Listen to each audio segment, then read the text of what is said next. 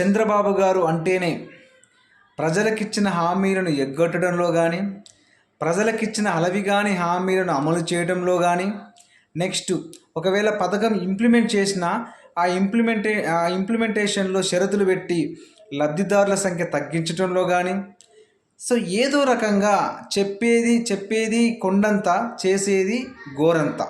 So Chandrababu Naidu సిద్ధాంతమే ఇది. చేసేది గోరంత అయినా కూడా దాన్ని కొండంతగా చెప్పుకుంటాడు, అట్లా అడ్వర్టైజ్మెంట్ చేసుకుంటాడు ఎల్లో మీడియా ద్వారా. సో రీసెంట్గా దానికి సజీవ ఉదాహరణనే తల్లికి వందనం అనే గొప్ప పథకం.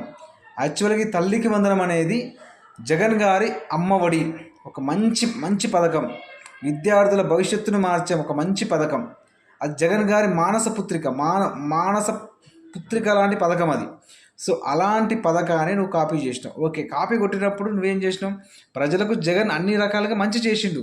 సో ఈ అమ్మఒడి కూడా ఆయన నిరంతరాయంగా 5 years దాన్ని ఇంప్లిమెంట్ చేసి చూపించిండు.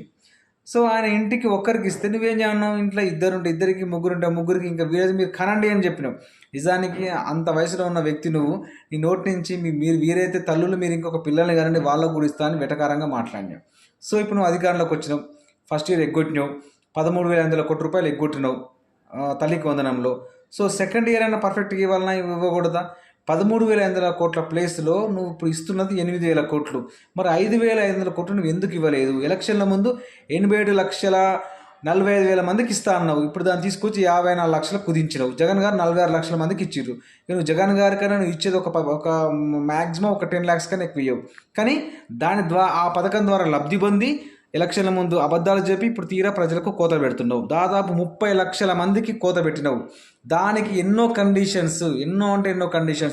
ఒక ఇంట్లో రీఎంబర్స్మెంట్ వస్తే, ఇంటర్మీడియట్ విద్యార్థికి రీఎంబర్స్మెంట్ వస్తే, మిగతా వాళ్ళు ఏమన్నా స్కూల్ పిల్లలు ఉంటే వాళ్ళకు నువ్వు తల్లికి వందనం కండిషన్ పెట్టి వాళ్ళకి కట్ చేస్తాను. అదేవిధంగా పల్లెటూరు ప్రాంతాలలో 10,000 కన్నా ఎక్కువ ఆదాయం ఉంటే వాళ్ళకి రాదు. ఒక ఇంట్లో యజమానికి 10,000 కన్నా ఆదాయం అంటే రాదు. సిటీలో 12,000 ఉంటే మంత్లీ ఇన్కమ్ ఉంటే రాదు. ఇవాళ రేపు 10,000-12,000 ఇన్కమ్ అనేది కామన్ అయిపోయింది. ఇట్లా అన్ని రకాలుగా వాళ్ళకి కండిషన్లు పెట్టి, దానికి ఎన్నో రకాల షరతులు పెట్టి, నువ్వు నీ యొక్క పథకాల యొక్క లబ్ధిదారుల సంఖ్య తగ్గించి నువ్వు ప్రజల్ని ఇంత ఘోరంగా ఎలా మోసం చేస్తున్నావు? జగన్ గారు సంవత్సరానికి ప్రతి ఇంటికి 70,000 కోట్ల రూపాయలు ఇస్తే నువ్వు జగన్ గారి పథకాలతో పాటు ఇంకా ఈ అదనమైన నీ సూపర్ 6 పథకాలు ఇస్తాను. సంవత్సరానికి 1,50,000 కోట్ల దాకా ఇస్తాను. ఒక సంవత్సరం మొత్తం పంగనామాలు పెట్టిన ప్రజలకి.